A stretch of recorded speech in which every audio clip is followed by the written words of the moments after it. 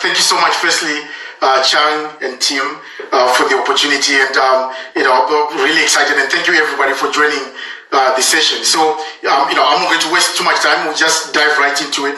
But the first thing is, to kind of give you insight into, what to expect during the session, and what I hope you can also, I hope you can also maximize the session.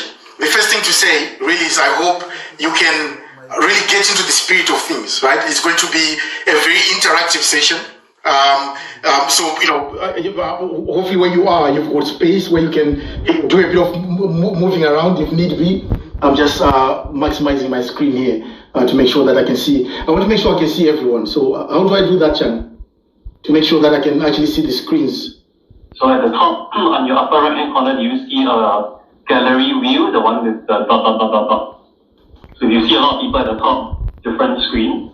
At the top, you will see a gallery view. Gallery view. Oh yeah, got it. Gallery view. Click on it. That's better. Oh, look at you.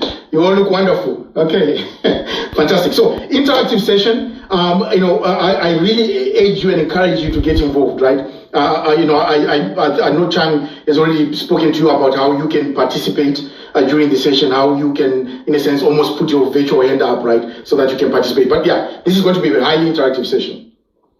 So we're talking about self-branding and the idea of how can you maximize this time? How can you use uncertainty as an opportunity to actually stand out, right?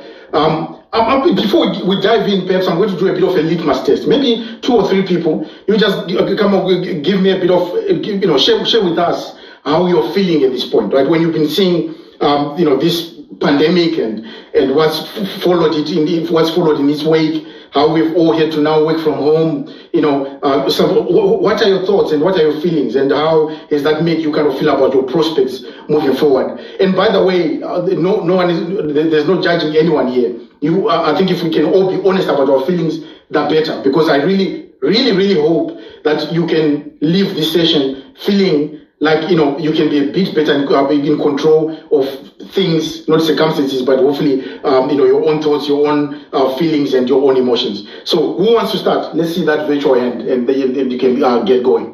Hey, yeah, Tim from the University of Leicester. I don't know, it's a bit anticlimactic, like, obviously, when it comes to, like, applications, tests, interviews, it's a very rigorous and draining process. And obviously, when you get that first confirmation email saying congratulations, it's a very, it's a good feeling. It shows that it's been worth it. And obviously, it's not like it's not worth it, but at the same time, having to see, the email saying unfortunately it's been cancelled or postponed indefinitely, it's a bit disheartening originally, because a lot of time, effort, isolation, revision went into applications in general. Obviously, everyone here knows how hard the process actually is and how much kind of sacrifice to kind of get to where you are. And obviously, there were worse things happening in the wider economy, such as unemployment or people in hospital, and it makes, like, obviously there's perspective, so you could always be worse, but at the same time, it's still not the best feeling, because a lot of sacrifice goes into applications, and then obviously you get rejected, you apply again, you get rejected. It's a bit of a cycle. So having that, kind of postponed or delayed or even like cancelled is quite disheartening a little bit, if you know what I mean, especially if you're like a future forward-thinking person. Okay, fantastic. Thanks for sharing those thoughts. And let me have someone else share their thoughts. How are you feeling? Particularly, I want to hear something about you. How are you feeling about your prospects at this point, right? And thank you for who was it, Timothy? You really shared, how things have changed. Now, someone talk to us a little bit about your prospects. How do you feel about your prospects? Amartya? So my name's Amartya Maheshwari. I'm studying economics at Cambridge. I firstly want to say I sort of resonate with what Timothy was saying, in the sense there's a frustration, especially initially when sort of the social distancing started, how we couldn't get to meet with friends, we couldn't do the opportunities that we had lined up for this break, I guess. So I think initially there was definitely a sense of frustration, a sense of something that we're missing out on, especially in terms of prospects and opportunities that we had as well. Now that it's settling in a little bit more, obviously it's relative to other people, but it seems like there is an opportunity there as well. You have a lot of time to yourself, a lot of time with your family, a lot of time to sort of reset restart, take a break from the normal sort of work that you'd be doing, and looking into sort of diversifying your skills and looking into things that you can grow through. So in terms of opportunity and prospects, I think that they are there, but it's difficult to realize them because they're in almost a different form. And that's why it's frustrating, but at the same time, it can be exciting. But while I say that, there has definitely been times in the last 2 weeks where it's felt very dull, very unproductive at the same time. So I think it's a balance of those two sort of feelings. It's a up and down sort of, yeah. Thank you so much. Thank you so much for sharing your thoughts. I'm going to ask another question, and this time, if I can have one of the female people on the call share of views, it's just I want this to be as inclusive as it can be, right? So just really encouraging those who may be a bit on the quiet side at the moment to also, share their views. And I'm not suggesting that, females are more quiet than males. I'm just saying, let's mix it up. Yeah. So my question is, right, can we actually be in control of circumstances? Can we control what happens, right? Who wants to speak, briefly about that? Can we actually control what happens around us? Did we see this coming? It sounds like an obvious question, right? Who wants to speak to that a little bit? Stephanie?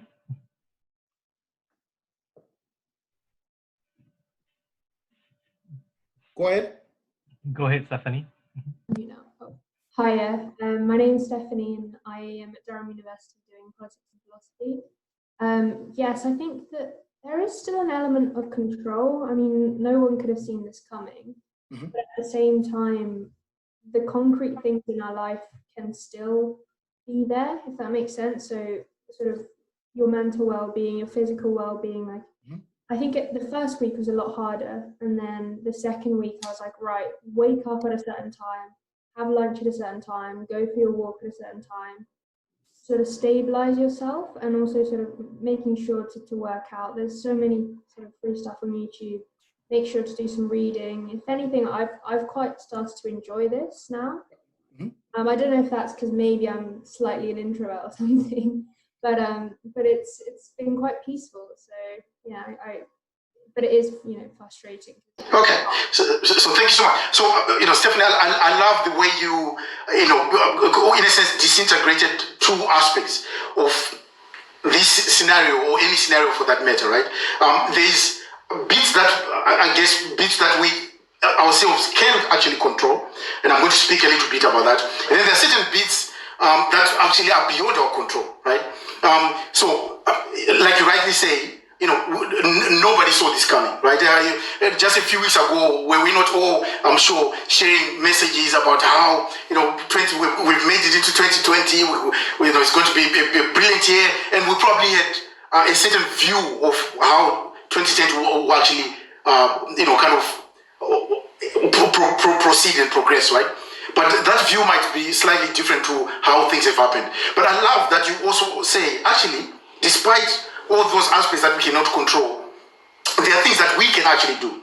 And actually psychologists, drawing a bit on psychology theory here, there may be there are folks who are studying psychology here, and if they are, I would love to also hear your thoughts on this, or you can even give us some ideas of how we can think about this. But there's this psychologist who I read a lot. Her name is Caroline Leaf, Dr. Caroline Leaf. Leaf is in L-E-A-F, yeah, the Caroline Leaf. And she, amongst other psychologists, they speak about this idea that actually our emotions are not necessarily a product of our environment, as it were, right? So how we feel in any circumstance is not necessarily a product, it's not necessarily a direct product in a linear way of the circumstance itself. Now, let me nuance that a bit more. So you can walk into a room, right, with a group of, say, a bunch of your colleagues or friends, right, and you can witness or even experience the same event, but you just looking at that event and you leave that room, and when people ask you, it's not necessarily the case that you're going to necessarily certainly feel the same way about it, but also more importantly frame it in the same way, right? So with any event that we go through, any event that we encounter, how we actually experience it is through how we frame it, right? How do we frame events? We frame them through our thoughts, according to psychology anyway. We frame them through our thoughts. So what we think of and how we think and our thoughts about an event, those trigger certain feelings about that event, and those feelings then trigger certain emotions about the events. And then of course emotions impact our behavior. Does that make sense? Right? So the bit we're in control of, and the bit we can be in control of, in this way that you really illustrated nicely there, is our thoughts, right? We can control our thoughts, and by controlling our thoughts, therefore we can, in a sense, be in control of our feelings, and that can lead to us actually controlling our behaviors, how we respond to our circumstances, despite these circumstances being something that we can't necessarily control, as it were, right? So what I would like us to do through this session, I would like us to go through a journey, right? So we're gonna go through a journey. I like to call it a mind journey. A mind journey where we explore how we can, in fact, begin to think about how to frame the experiences that we encounter, right? Including this one, but also beyond this one. COVID-19 and the pandemic is here, but it's not the only event that we have experienced, nor the only event that we are going to experience. In fact, there may be some events in your personal life that are much more impactful for you than even this pandemic, right? But how do you frame those events? And therefore, what kind of tools can you begin to leverage to be able to, I guess, brand yourself in a way that enables you to stand out and still achieve those goals that you want to achieve? Now, so before we go to our first stop, right? So we're going to go to a number of places. I'll take you to a number of places around the world. So this is going to be fun. And like I said, we don't necessarily need a plane ticket for this one, right? It's a mind trip. So come with me. But before we go there, I want to get a couple of thoughts. What is your understanding of self-branding? What do we mean by self-branding? Yeah? And think of self-branding as being a broth, or kind of something that you cook. What kind of ingredients go into self-branding? What would you put into self-branding? A couple of thoughts, please. Who wants to start? So I think to me, self-branding is about not just what people perceive you as, but what they talk about you when you're not in the room. So when people first meet you, you give off this first impression, but it's important that you just develop this impression that that people will remember you in a form or format or perception of how you want them to remember you. So it's not about what you say, it's about how they interpret how you behave and what you say. Okay.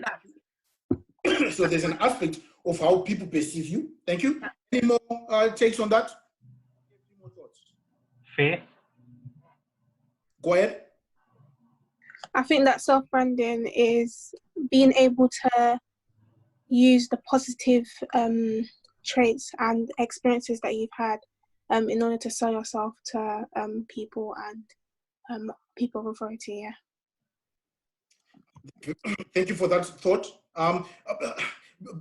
So stay on the call with me a little bit. I'm going to I'll probably not necessarily press you, but ask another question, follow-on question, which is you spoke about positive traits. Do we all have these positive traits, or do certain groups of people have these positive traits? Right? Are there people who are born with more positive traits than others, or we can all have these positive traits? What are your thoughts? Please go ahead and share.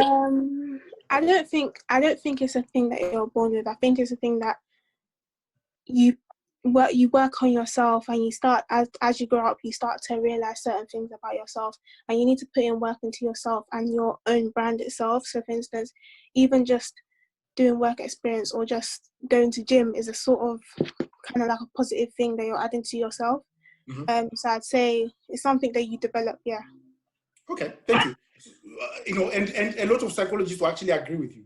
While it's true that of course, in a sense, we all have our natural talents, right? There's some people who are gifted at running. There's some people who are gifted at who might be gifted at something than others. But actually, psychology shows that that's not so much a consequence of our, in a sense, DNA makeup.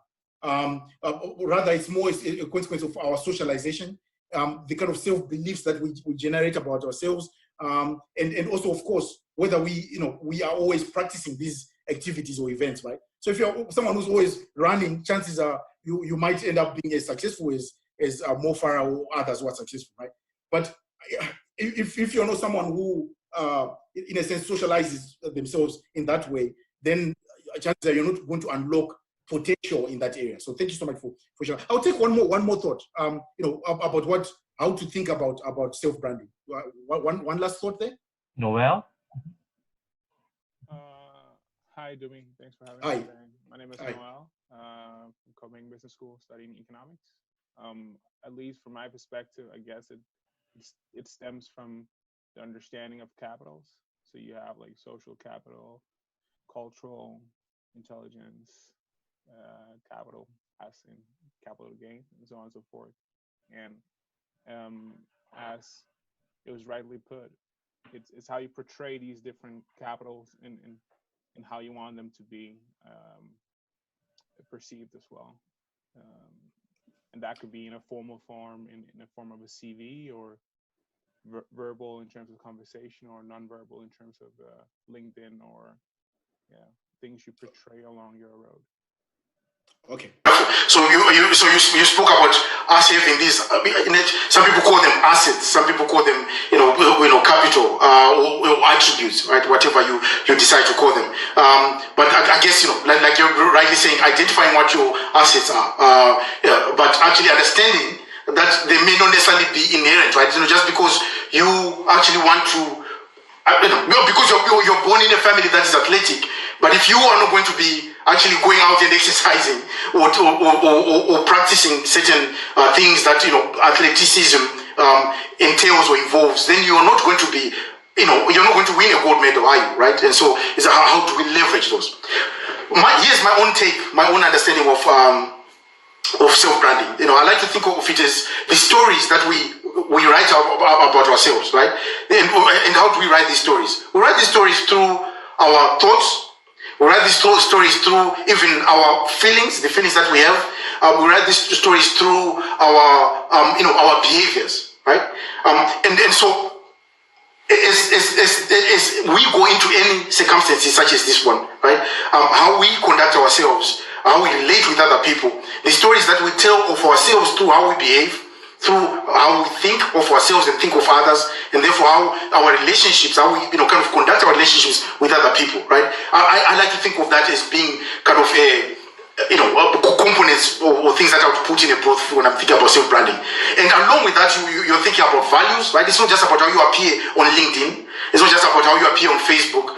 So it's not just if you like, the kind of peripheral aspects of who you are, but actually, who are you? What are your values?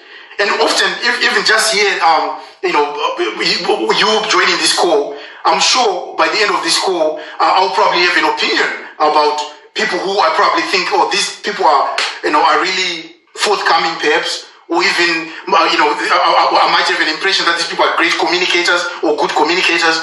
But if you're going to sit back and not participate, for instance, right, I might also form a different impression of you.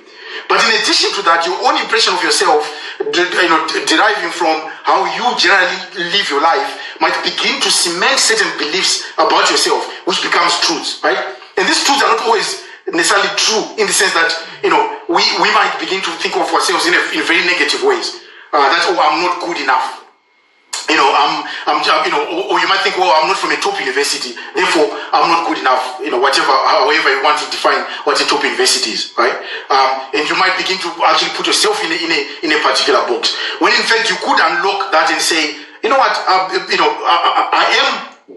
can be good enough, but what does it take to be good enough, right? So we're going to explore all this a bit further. Now, I did say this.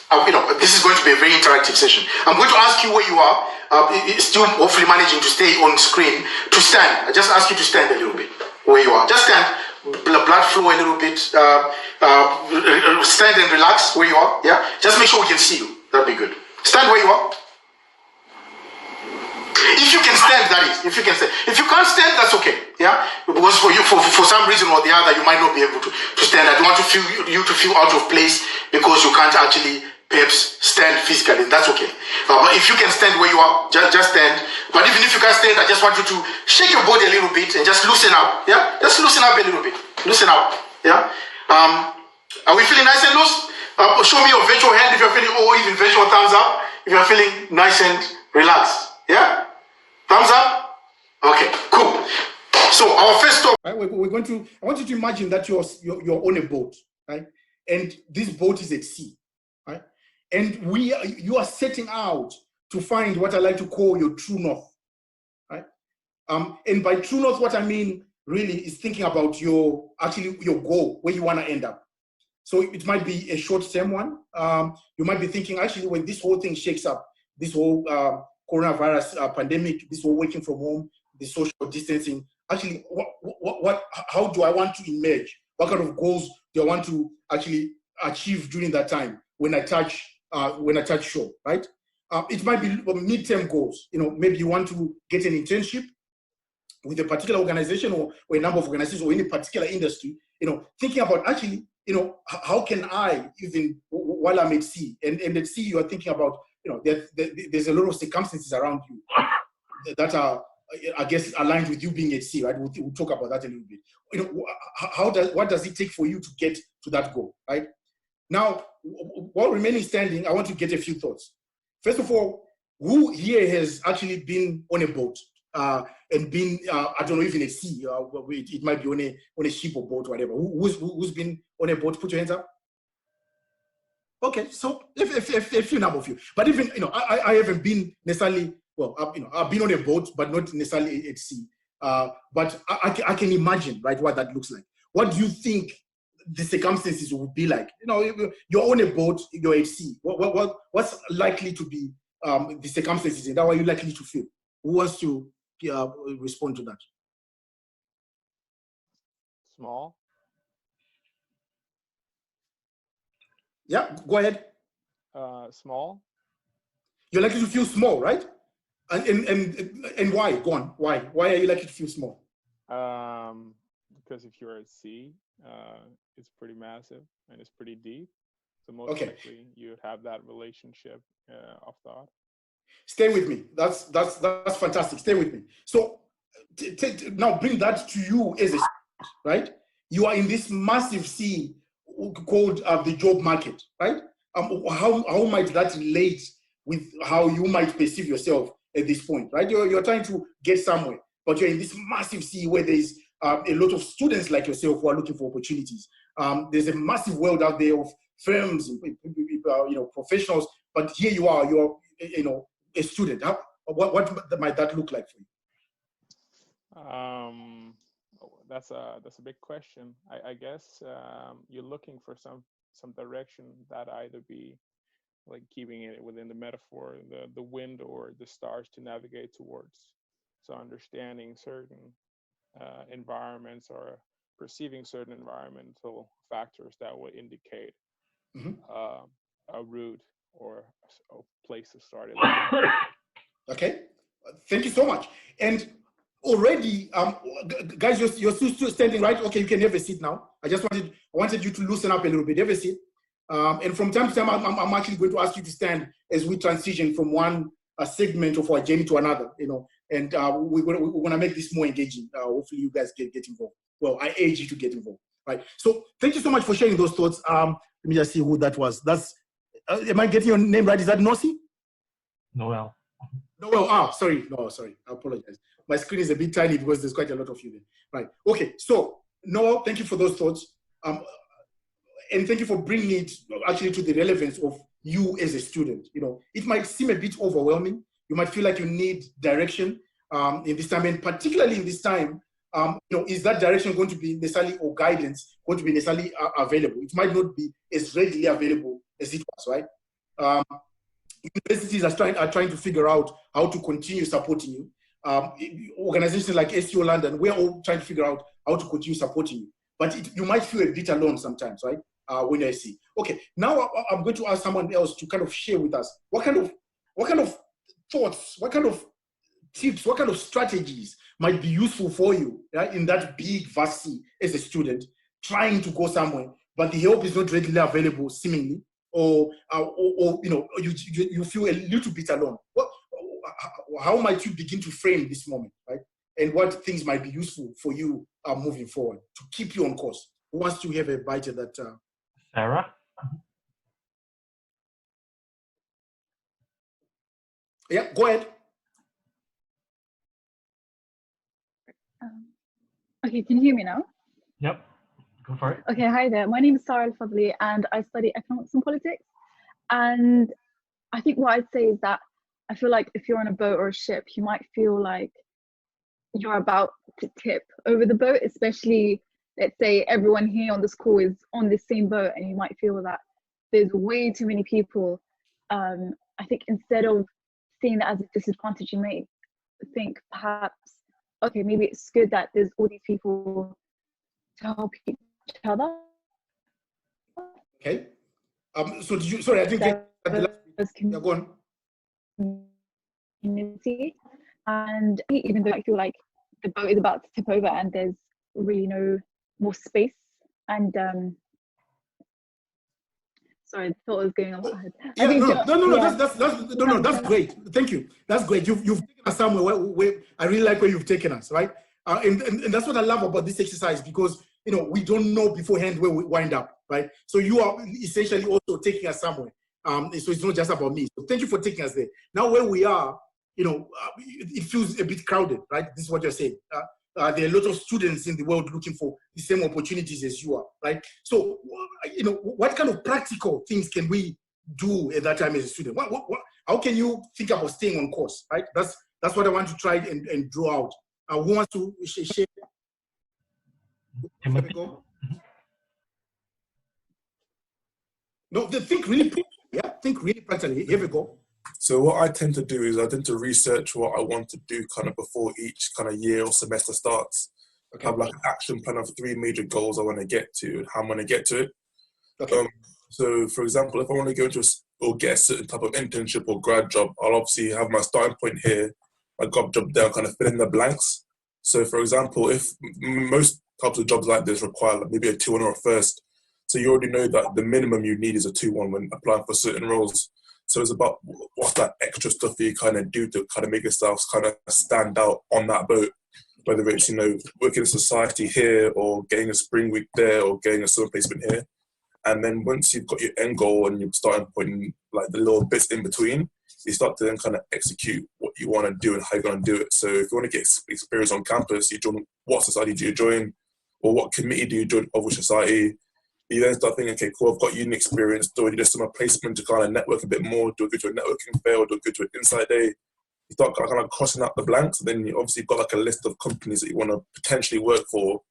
Maybe you get LinkedIn. Do you add a few people who work from those companies on your LinkedIn? Do you message them? Or do you go to an inside day knowing that X, Y, or Z will be there beforehand? Do you research them beforehand? So it's kind of like chess, if you know what I mean. So you kind of got your strategy, got your plans. It's all about being in the right place at the right time with the right questions. Okay. Wonderful. Thank you so much. Right, I love that strategy, the tip you shared. And here's how. Okay, so here's a further suggestion to what you just said, Timothy, and because I think that's really a great tip. You know, so I guess really what Timothy is alluding to, and I'm sorry, Timothy, I want to put words into your mouth here. I'm just trying to hopefully even further nuance, right? If you start off in any circumstance without a vision of where you are going, right? I like to use this analogy. So, you know, so imagine you are riding a bike, right? And you're riding a bike. What happens if you ride a bike and you're looking down, right? You're looking down, you're not looking up. What will happen? Fall over. You're going to fall over. Chances are you're going to hit something, maybe a pole or something, and you end up falling over, right? Absolutely. So it's important to actually understand what your goal is. This is you know, that's why I love what you just said right now. Right? You understand what in a sense, what your vision is, right? And understanding that you have a long-term vision, but even that itself, you know, it's just like almost a guide. What I call the true north, your compass, right? This is where you want to head, but it doesn't necessarily mean that the journey itself is going to be linear, right? So what you might do, a practical tip I will share with you is take a journal, write a long-term goal, maybe towards the end of the journal, And then in between, begin to write a number of goals that some are short term, so they'll be earlier on the pages of the journal, going on like that. And then, like Timothy suggested, begin to work backwards, right? From your goal, working backwards to actually what are those bits that I need to do, right? So Timothy shared a really good one about qualifications, right? If I want to brand myself as someone who can go into finance, into banking and finance, right? I might need to think about certain qualifications. I might need to think about getting a certain achievements in my degree, right? Maybe in the very least a 2-1, right? So what are those practical things that I'm going to be doing? Earlier on, we heard about the crowded boat, crowded boat, right? But also equally, you could flip that around, right, and frame that differently and view it as actually your network, right? So instead of viewing the boat as being crowded, you could equally flip that around legitimately and say, actually, this is my network. How do we work together in this space? So you're moving from seeing all your colleagues and students as being competitors to saying, actually, how can we work together? So you set up small study groups. You could set up a community based on, let's say, people who all get supported by SEO and see how you support each other when you're going through internships. So these are some of the practical things that you can do. Now, we are going to jump off this segment, the kind of HC segment, and thank you so much for those insights. But hopefully it also illustrates that we are not always in control of what's around us in terms of circumstances. You can't control the waves, right? But just because the waves are beating or they're calm, does your true north necessarily change? Who wants to have a go at that? We can finish on that thought for that segment. Does your true north change because it's a bit too windy, or it's a bit too the turbulence is too does actually where you're headed change? Who wants to address that? Sayun? Go ahead. Yep, I picked Sayun. Yep. Oh, Yep, okay. go ahead. Well, for me, I think it would my name is Sayed, and I'm a first year student studying PP at Warwick. Okay. For me personally, I think it would change because I think sometimes it's important to be flexible according to circumstances. Okay. So if there is a lot of wind or I would try to find an alternative that could keep me safe first, and then seek for other ways to go back to the pathway I was hoping to have. Okay, so stay with me. So during this time, what might that look like, right? You've got, I don't know, you might have that promise for an internship, and suddenly you hear that actually it's not going to go ahead. How might you begin to change things around in the same way that you say it, so that you still feel like you're being productive? Go ahead. I'm not sure if I understood the question. How I might change. Okay, so I want you to bring that closer to your experience as a student, right? What are some of the things, you said, it might change. You might have to, so what you're suggesting there is not a linear, it's not necessarily a linear journey, but you still want to get into banking, right? You still want to get into finance, yeah? But that internship has been called off, right? And by the way, it doesn't have to be only you, someone else can pick up this question, right? What are some of the practical things you can begin to do?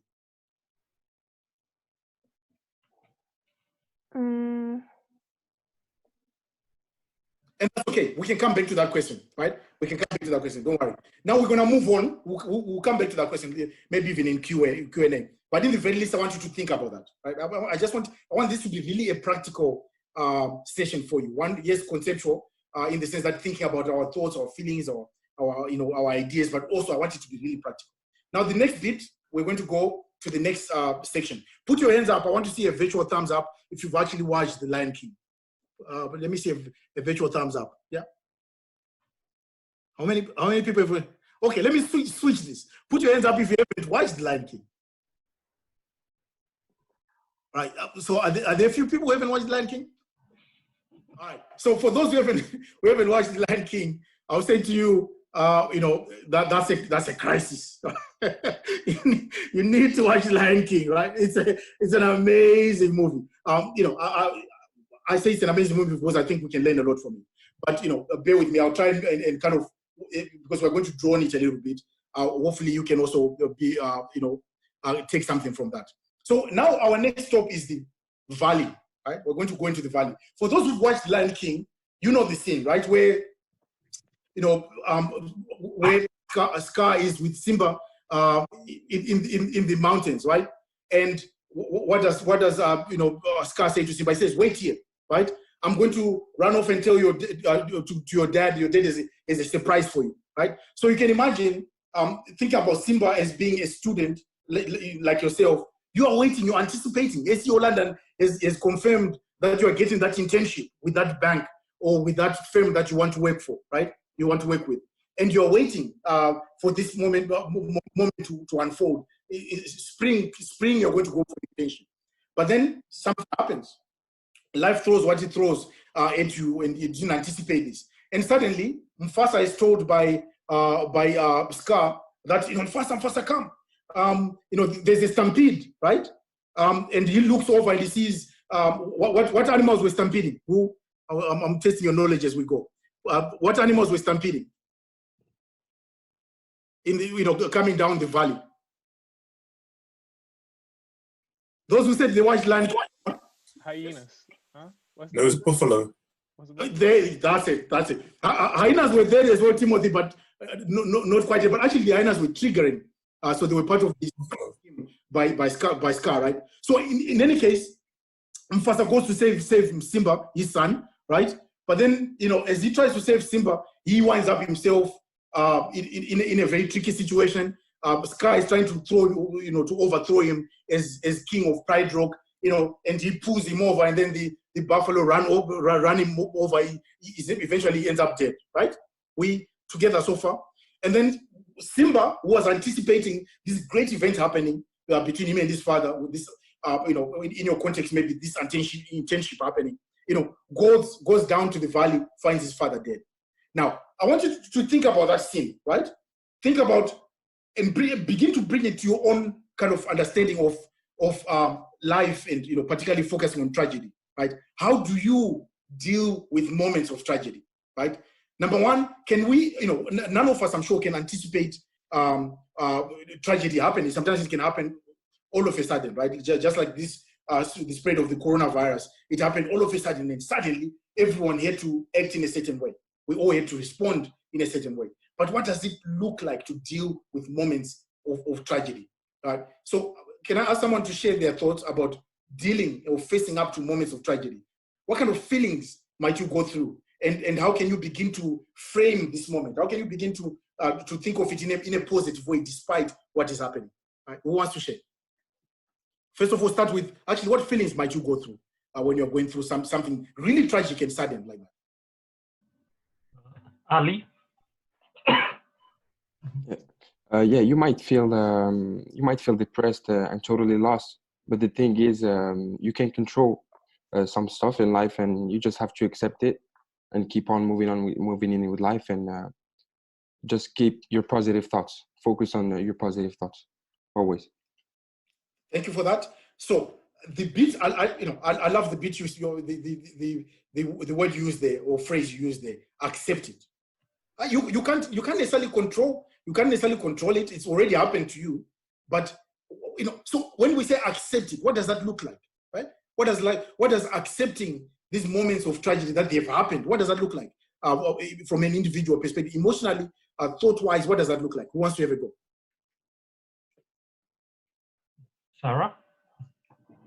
Go ahead. Yes, so I just want to say that I think what would be a good way to think about is that no situation is actually positive or negative, but in actuality, it's your mentality that will determine whether there'll be a negative or positive outcome. So thereafter, allowing your mentality to influence the outcomes and what you do to deal with the situation, and obviously to try to combat whatever comes your way and use this as something to develop your character. Okay, thank you so much for that. So we're beginning to hear some coping strategies, or even strategies to how to frame that, right? You spoke about actually almost moving away from a doom and gloom view of whatever we're going through, but actually, maybe acknowledging it for what it is. Because I'm sure, Simba, following the death of his father, he wasn't going to throw a party, was he? Or he wasn't going to celebrate that moment. Clearly, it was uncertainty. Clearly, it was tragic. Clearly, his life guide and source of confidence and all this, it been taken away. He died, right? So that's a difficult moment. But what I'm hearing from what you're saying is, while in accepting that, we contextualize it, we frame it as actually, yes, I'm going through this, but I can actually choose to focus on aspects of this that can lead me somewhere else, right? You're not viewing it immediately as, oh, my life is over, right? I mean, think about what's happening right now. Every day we're hearing these figures of so many people died, so many, how are you responding to this? Do you have a dooms or kind of gloom view of what's happening? Or actually, are you contextualizing and saying, well, this is what's happening at the moment. Is it good? No. Or is it, is this something that we all would want to experience? Of course not, right? But how do you still manage your own emotions? How do you still manage your own thoughts? How do you manage your own behaviors, right? And part of that might be actually managing information, the information you get. At the moment, there's a lot of stuff flying around through social media, conspiracy theories and all this stuff. Are you someone who's getting consumed by all that, right? And wind up actually crippled and failing to see a way out almost, or failing to see actually that, while this is happening now, it doesn't mean that it's going to be happening forever. In fact, there's been crises in the past, right? So when you begin to put it in context and understand that, yes, this might be a moment of, turmoil, it might be a moment of a tragic moment, but actually it's not the first time this has happened. There's been moments like this, or some even worse in the past. Yes, we're going through this, but it doesn't mean that it's necessarily the end of our life experiences as we know them. So thank you so much for that thought. So now Simba has lost his father, right? And the next bit, we're going to go to the next phase of his journey. I want you to stand up again and just kind of loosen up. Stand up where you are. Stand up if you can. You've just been in the valley, right? You've been in the valley. It's a bit dusty in there. I want you to kind of shake off your clothes a little bit. Yeah. Tighten yourself up a little bit. Yeah. There you go. Shake your limbs. Shake your clothes off. Remove the dust a little bit. It's a bit dusty down the gorge. There we go. There we go. Fantastic. Yeah. Get involved, guys. That's fantastic. Right. You can have a seat. Now, the next stage is we're going to go into actually a moment that Simba goes. Timothy, you mentioned the hyenas. So the hyenas are now chasing him. His uncle says, kill him, right? They say kill Simba because his uncle Scar wanted to take over as king of Pride Rock, right? And Simba runs away, evades the hyenas, and he winds up in the wilderness. So I like to call this our wilderness moment, right?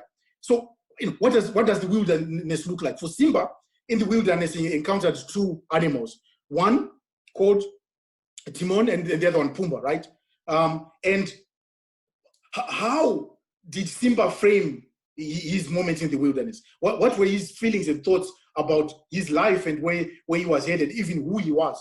Who wants to give a thought? Anyone who's watched Lion King, who wants to give us a thought there about how Simba himself thought of himself when he was in the wilderness, when Timon and Pumbaa were asking him, who are you? What did he say about himself? How did he frame that moment? Who wants to have a go? Who's watched Lion King? Chang, I think we need to do a Lion King session with these folks. We need to do a Lion King session with these folks, right? Okay. Jay wants to answer. Okay, go ahead. Someone wants to have a go? So I think he was pretty disappointed in himself. Okay. And he sort of thought he failed essentially at life because he was the destined king. And it's sort of like all of that was gone now and it was over. Everyone was disappointed in him and he sort of couldn't continue on. So he sort of abandoned his path and sort of went on a new one, I guess. Yep. Fantastic. You're absolutely right. He was dejected, right? If he was lost, dejected. And, Pumbaa actually asked him, so who are you? And he said, it doesn't matter, right? How often do we get into that moment ourselves when we are feeling, all hope is lost and we begin to even devalue who we are, right? He said, it doesn't matter. You're right. He was next on line to be. But he is thinking of himself as, pretty much a nobody. But the interesting thing for me in that scene is that actually Pumbaa was asking, who are you? Himself had experienced similar experiences, but he had come and still had a positive view about who he was.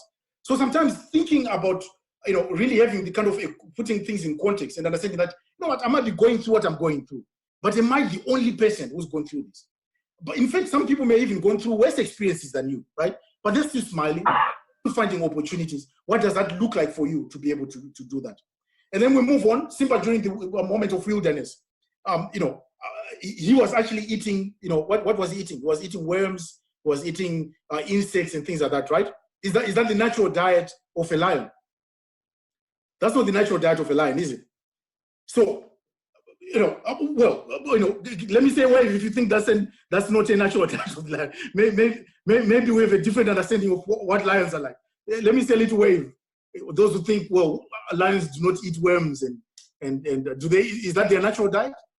Right. Okay. So there are a few waves. Yeah.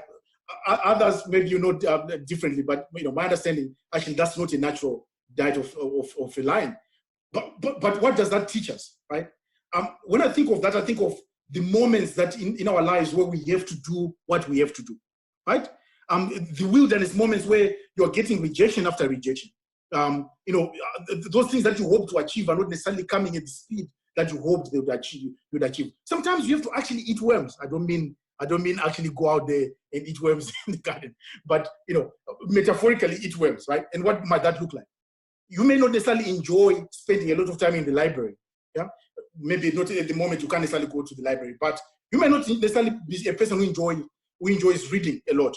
But eating worms for you might be spending, maybe 10 hours of your day reading and studying to make sure that you get those qualifications that, for instance, Timothy was speaking about, right? So that's one way, perhaps, of leveraging your wilderness moment to actually grow your potential.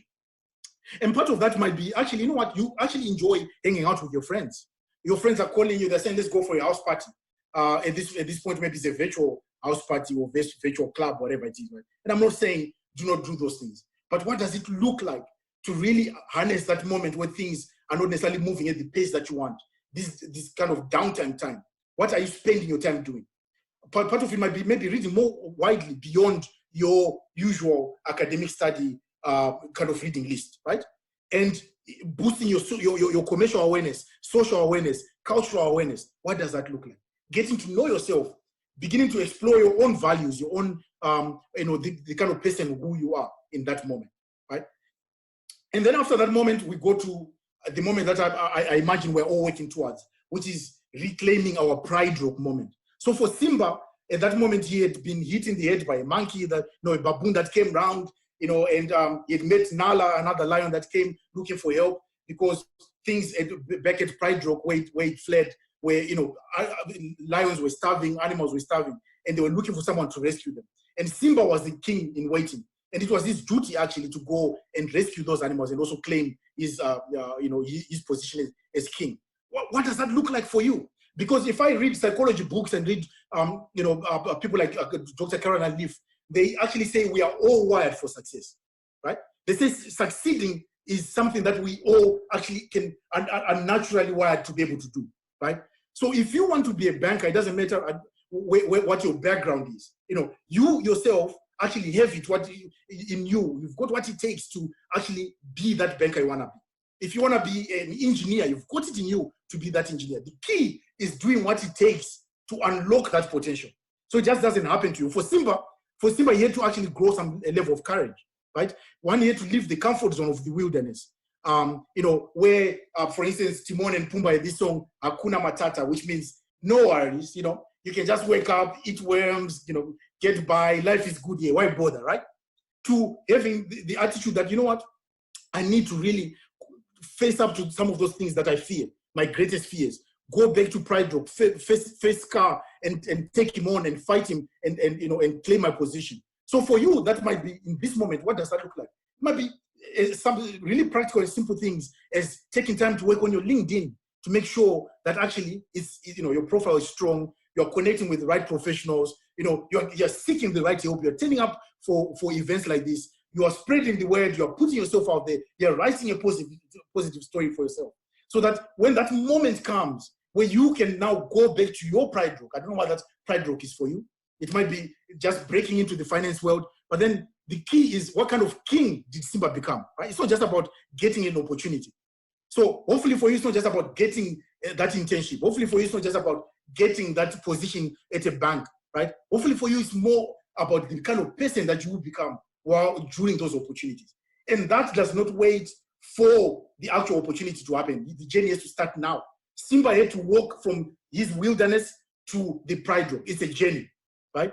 And it's a journey of self-discovery. It's a journey of courage. It's a journey of stepping out of your comfort zone. It's a journey of even leveraging your networks and getting support from organizations like SEO London, from your own very networks, and making sure that you are staying on course, even though the circumstances may seem turbulent around you. Okay, so that's the journey that I wanted to take you on. And now I'm just going to pause there and maybe just ask a few key takeaways. In fact, at this point, I want to ask each one of you, if we still are okay, Chan, each one of you to share one thing that you take away from this session. Just one thing. Because the importance of that is we can all learn from each other, right? So while you've been in the same session, someone might actually have learned something that has escaped you. So just share one thing. If you've got more than one thing, that's fine. But I want a key takeaway, at least one key takeaway from each one of you. Chang will direct how that direction goes, how you share. Okay, I think that will be a bit difficult, but if you want to share anything, maybe if you put up your virtual hand quickly, and then I'll call your name. I'll just call out random people. Nikhil Sadev, what have you learned from this session?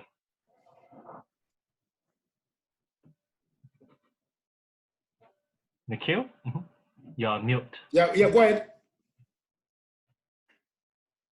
So I think you can have your own impressions of yourself, and if you understand your own impressions of yourself and have a positive attitude like within yourself, then that can be portrayed to others very well. So I think if you have a positive mindset, then that will lead to positive outcomes. Thank you. Stephen Bajedi. I think I learned just about valuing yourself, about how much you value yourself, because how much you value yourself is how other people value you as well. So I think that's the main thing I've learned. Thank you. Wonderful. Aditi, ready?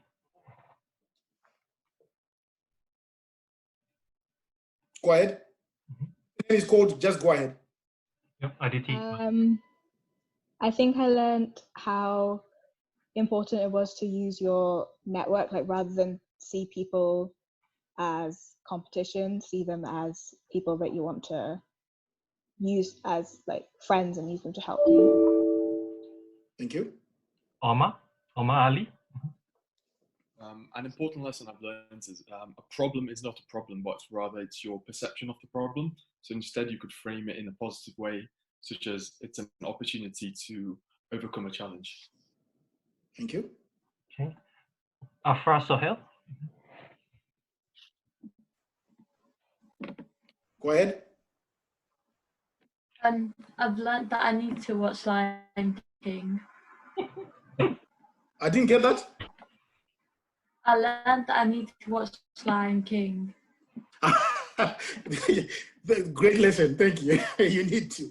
Watch Lion King, guys. Watch Lion King. And connect with me on LinkedIn. And I want to hear what your thoughts are on Lion King. Okay. Nasma Yusuf.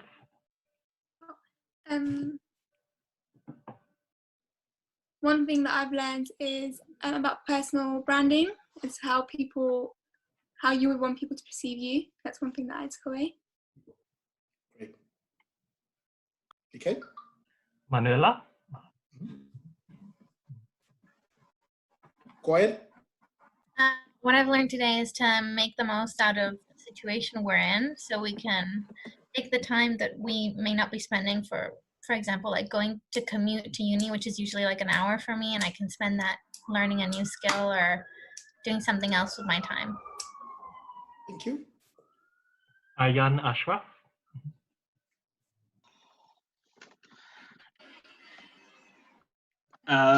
Okay. I guess it's kind of similar to other people. It's just frame the time as an opportunity rather than as a burden.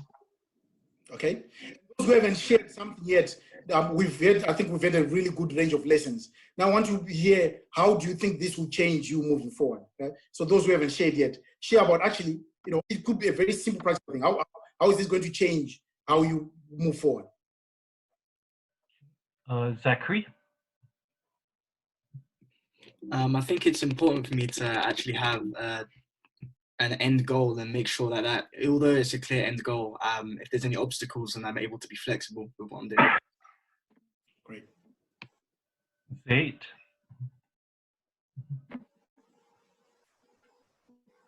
I'd like to as well try and have like kind of a more growth mindset to things and not let any like problems or circumstances kind of hinder me, and kind of try and look past that in terms of like making progress in life.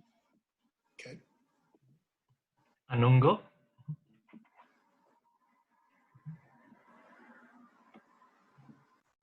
Go ahead.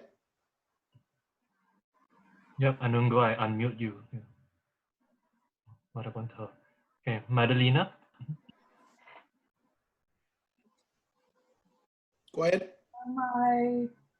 The best takeaway I have is to, I think it's already been said, to look at the people around me as my network and as potential allies instead of competitors. Okay, fantastic. Okay, I think, yeah, that's everyone. Okay. Thank you so much, guys. I really enjoyed this session with yourselves. All that's left for me is to wish you luck. What I would say, and please share feedback. I welcome feedback from you. You can either send it via email, or you can, share that feedback via our LinkedIn platforms, my LinkedIn platform. If you connect with me, I might send you a recommendation as well, and you can do a recommendation. Thank you so much, guys. Okay. Thank you very much, Dumi.